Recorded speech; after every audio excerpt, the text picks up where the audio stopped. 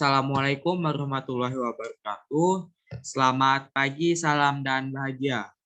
Yang terhormat Ibu dosen pengampu mata kuliah Etika Bisnis, Ibu Nala Trikusuma, yang telah memberikan kesempatan kepada saya untuk mempresentasikan tugas mata kuliah Etika Bisnis, yaitu ujian akhir semester, mengenai materi yang akan saya presentasikan, materi berjudul Teori-Teori Etika Bisnis. Sebelum itu, izinkan saya terlebih dahulu memperkenalkan diri. Jadi, perkenalkan nama saya Johan Muhammad Jorgi dengan NIM 2021008179 dari kelas 2A5. Next.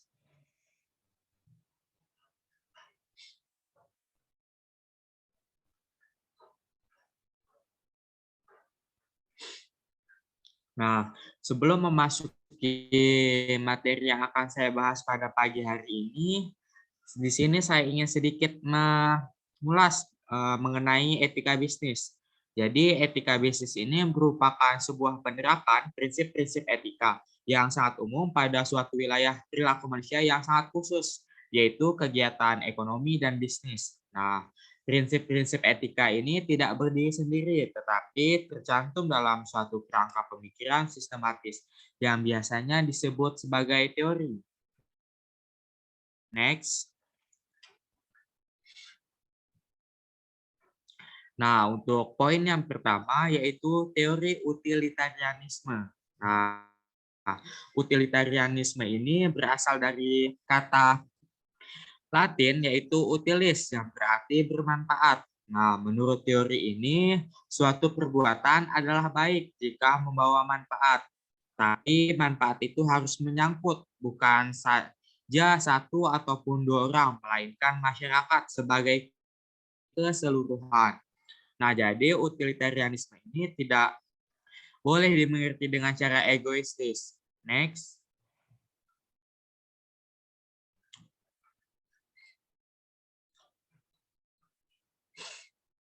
Nah, menurut suatu perumusan terkenal dalam rangka pemikiran utilitarianisme, kriteria untuk menentukan baik buruknya suatu perbuatan merupakan the greatest happiness of the greatest number. Nah, artinya kebahagiaan terbesar dari perbuatan adalah perbuatan yang terbesar. Nah, perbuatan ini yang dimaksud yaitu sempat mengakibatkan paling banyak orang merasa senang dan puas adalah perbuatan yang terbaik. Nah, sebagai contohnya, mengapa melestarikan lingkungan hidup? Misalnya merupakan tanggung jawab moral. Nah, jadi utilitarianisme ini mengemukakan karena hal ini membawa manfaat paling besar bagi umat manusia sebagai keseluruhan, termasuk juga generasi-generasi sudah kita. Nah, jadi kita tahu bahwa dapat banyak manfaat dengan menguras kekayaan alam melalui teknologi dan industri, hingga sumber daya alam rusak ataupun habis dikarenakan kebanyakan diambil. Tapi dengan demikian kita merugikan anak cucu kita karena mereka tidak mungkin tidak akan merasakan apa yang mungkin kita rasakan dulu. Nah, karena itu menurut utilitarianisme ini upaya pembangunan berkelanjutan yang dinamakan sustainable development menjadi tanggung jawab moral kita. Nah, jadi dapat dipahami pula kalau utilitarianisme ini saat menekankan pentingnya konsekuensi perbuatan dalam menilai baik buruknya kualitas moral. Suatu perbuatan baik buruknya tergantung pada konsekuensi atau akibat yang dibawakan olehnya. Nah, jika suatu perbuatan tergantung pada konsekuensi atau akibat, manfaatnya paling besar, artinya paling memajukan kemakmuran, kesejahteraan, dan kebahagiaan masyarakat. Maka perbuatan itu dinilai baik. Sebaliknya, jika perbuatan itu membawa lebih banyak kerugian daripada manfaat, perbuatan itu harus dinilai buruk.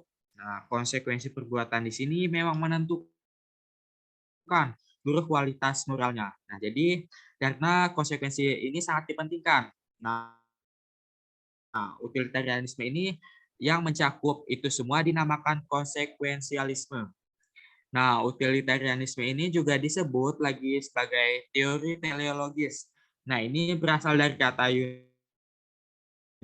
Nah, telos ini merupakan tujuan. Nah, artinya sebab menurut teori ini kualitas etis suatu perbuatan diperoleh dengan dicapainya tujuan perbuatan yang memang memiliki maksud baik, tetapi tidak menghasilkan apa-apa. Menurut utilitarianisme ini sangat tidak pantas disebut baik. Next. Nah, untuk selanjutnya, dua macam teori utilitarianisme.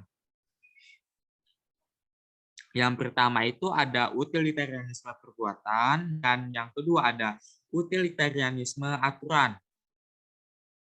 Nah, itu yang dijelaskan tadi, ini merupakan perbuatan, utilitarianisme perbuatan ini merupakan sebuah prinsip dasar utilitarianisme memiliki manfaat terbesar bagi jumlah orang terbesar. Maksudnya ditetapkan pada perbuatan. Nah, prinsip dasar ini dipakai untuk menilai kualitas moral suatu perbuatan. Nah, utilitarianisme perbuatan ini yang sangat diakui dan tidak luput dari kesulitan teoretis yang besar, bahkan menghancurkan. Namun demikian, dengan ini utilitarianisme sendiri belum hancur karena di samping utilitarianisme perbuatan ini masih ada kemungkinan lain. Nah, dengan utilitarianisme yang kedua itu yaitu utilitarianisme aturan. Nah, artinya prinsip dasar utilitarianisme ini tidak harus ditetapkan atas perbuatan-perbuatan yang kita lakukan, melainkan atas aturan-aturan moral yang kita terima bersama dalam masyarakat sebagai pegangan bagi perilaku kita. Next.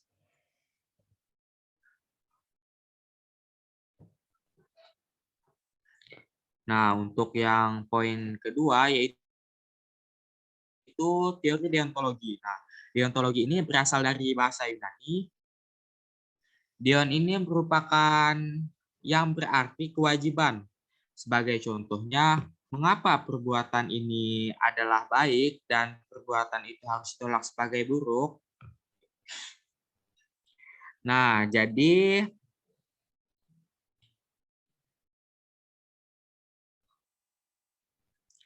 deontologi ini menjawab karena perbuatan yang pertama menjadi kewajiban kita dan karena perbuatan kedua itu sangat dilarang. Nah, yang menjadi dasar bagi baik buruknya perbuatan adalah kewajiban. Nah, jadi hanya itu saja. Kita tidak perlu bertanya lebih lanjut. Konsekuensi perbuatan dalam hal ini tidak boleh menjadi pertimbangan. Perbuatan tidak pernah menjadi baik karena hasilnya baik, melainkan hanya karena wajib dilakukan. Nah, karena itu bisa dimengerti bahwa deontologi ini selalu menekankan perbuatan tidak dihalalkan karena tujuannya. Jadi yang menjadi pendasaran filosofis kepada teori deontologi ini adalah filsuf besar dari Jerman yaitu Immanuel Kant. Nah, menurutnya mengapa suatu perbuatan disebut baik? Nah, menurut Kant ini suatu perbuatan itu adalah baik jika dilakukan karena harus dilakukan atau dengan kata lain jika dilakukan berdasarkan imperatif kategoris. Next.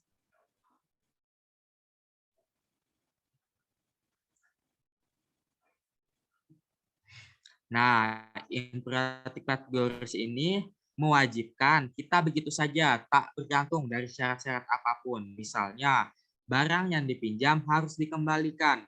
Keharusan ini berlaku begitu saja tanpa adanya syarat. Nah, di sini tidak berlaku barang yang dipinjam harus dikembalikan supaya tidak terkena kemarahan pemiliknya, supaya tidak kena denda, atau supaya tidak berurusan dengan debt collector dan sebagainya. Nah, sekarang bisa dimengerti juga bahwa suatu perbuatan yang baik dari segi hukum belum tentu baik juga dari segi etika. Mengapa? Dikarenakan supaya menjadi baik di mata hukum, yang diperlukan hanyalah bahwa perbuatan itu sesuai dengan hukum, terlepas dari motif apa dan mengapa perbuatan itu dilakukan. Akan tetapi, supaya menjadi baik secara moral, hal itu belum cukup. Suatu perbuatan hanya bisa dianggap baik secara moral kalau dilakukan karena kewajiban atau karena harus dilakukan. Nah, hukum tidak menuntut lebih dari itu. Nah, Immanuel Kant mengatakan, bagi hukum hanya penting adanya legalitas perbuatan, artinya segi lahiriah perbuatan. Nah, oleh hukum hanya dinilai apakah perbuatan bertentangan dengan hukum ataupun tidak. Nah, dalam konteks etika, legalitas perbuatan tidak cukup, tapi harus diperhatikan juga moralitas perbuatan. Nah, moralitas ini tidak terbatas pada segi lahiriah perbuatan, tapi meliputi juga dari segi batinnya, artinya motif mengapa perbuatan itu dapat dilakukan. Nah, kalau dipandang sepintas, selalu mendapat kesan bahwa deontologi ini sama sekali berlawanan dengan utilitarianisme. Dari segi teoritis, kesan spontan ini memang ada dasarnya. Utilitarianisme ini mementingkan konsekuensi perbuatan, sedangkan bagi deontologi, konsekuensi perbuatan tidak berperan sama sekali. Nah, sebagai contohnya pada peristiwa bersejarah ketika di akhir tahun 1993 penghentian sumbangan dermawan sosial berhadiah atau SDSB. Nah, jadi pada sejarah ini dilakukannya atau diberhentikannya atas perintah Menteri Sosial, yaitu Nyonya DRA Intan Suewono. Jadi hal itu terjadi sesudah adanya banyak protes dan unjuk rasa dari masyarakat. Dalam pernyataan ketidakpuasan ini dapat dibedakan dua pendekatan yang pada dasarnya bersifat deontologis dan utilitarian. Nah, jadi di satu pihak ditegaskan dengan tekanan besar bahwa ikut dalam SDSB ini sama dengan main judi atau perjudian yang dilarang keras oleh agama. Nah, itulah suatu pendekatan deontologis yang waktu itu terutama ditempuh oleh para ulama Islam. Nah, jadi di lain pihak dikemukakan argumentasi bahwa SDSB ini membawa lebih banyak rugi daripada manfaat. Kenapa? Karena diakui bahwa dengan cara ini memang bisa dikumpulkan banyak dana dan dapat digunakan untuk membiayai kegiatan olahraga dan tujuan-tujuan sosial. Tapi serentak juga SDSB ini yang mengakibatkan banyak kerugian, khususnya dalam kalangan orang kecil.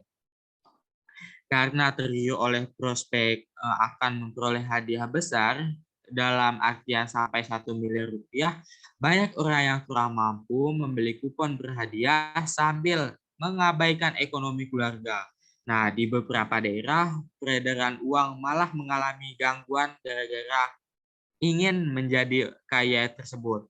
Nah, menurut jalan pikiran yang jelas-jelas, utilitarian ini SDSB ini sangat merusak perekonomian golongan orang kecil yang sudah tergolong miskin dan karena itu harus ditolak. Nah, jadi di sini pendekatan deontologis dan utilitarian yang berbeda-beda itu berkonvergensi ke kesimpulan etis yang sama. Nah, dalam praktek, hal seperti ini sering terlihat khususnya dalam konteks etika bisnis. Dan karena itu, pertentangan teoritis antara utilitarianisme dan deontologi tidak boleh dilebih-lebihkan. Next. Nah, untuk poin yang ketiga yaitu teori hak. Nah, jadi teori hak ini merupakan pendekatan yang paling banyak dipakai untuk mengevaluasi baik buruknya suatu perbuatan ataupun perilaku. Nah, sebetulnya teori hak ini merupakan suatu aspek dari teori deontologi karena hak berkaitan dengan kewajiban. Malah bisa dikatakan hak dan kewajiban bagaikan dua sisi uang logam yang sama. Kewajiban satu orang biasanya serentak berarti juga hak dari orang lain. Next. Nah, hak didasarkan atas martabat manusia dan martabat semua manusia itu sama. Karena itu, teori hak sangat cocok dengan suasana pemikiran demokratis. Nah, teori hak sekarang begitu populer karena dinilai cocok dengan penghargaan terhadap individu yang memiliki harkat tersendiri. Sebagaimana halnya dalam pemikiran moral pada umumnya, demikian juga dalam etika bisnis, sekarang teori hak diberi tempat yang penting dalam Hal ini etika bisnis dalam bentuk sekarang hanya melanjutkan perjuangan di bidang sosioekonomi yang berkelanjutan yang berlangsung pada masa sebelumnya. Nah, perjuangan kaum buruh dalam zaman industrialisasi seluruhnya dilatar belakangi oleh wawasan hak. Demikian juga upaya kaum wanita untuk mencapai status sama dengan pria dapat dimiliki kalau pendekatan hak terutama diberikan tekanan pada individu. Walaupun perusahaan tentu juga mempunyai hak, namun teori hak ini terutama ditetapkan pada karyawan dengan menunjukkan hak karyawan terhadap perusahaan. Next. Nah, untuk teori yang keempat yaitu teori keutamaan. Teori keutamaan biasanya yang memandang sikap atau akhlak seseorang. Tidak ditanyakan apakah suatu perbuatan tertentu adil ataupun jujur atau murah hati, melainkan apakah orang itu bersikap adil dan jujur. Murah hati dan sebagainya dalam etika terdapat minat khusus untuk teori keutamaan sebagai reaksi atas teori-teori etika sebelumnya yang terlalu berat sebelah dalam mengukur perbuatan dengan prinsip ataupun norma. Nah, jadi apa yang dimaksudkan dengan keutamaan ini? Keutamaan ini dapat didefinisikan sebagai disposisi watak yang telah diperoleh seseorang dan memungkinkan dia untuk bertingkah laku baik secara moral. Kebijaksanaan misalnya. Next.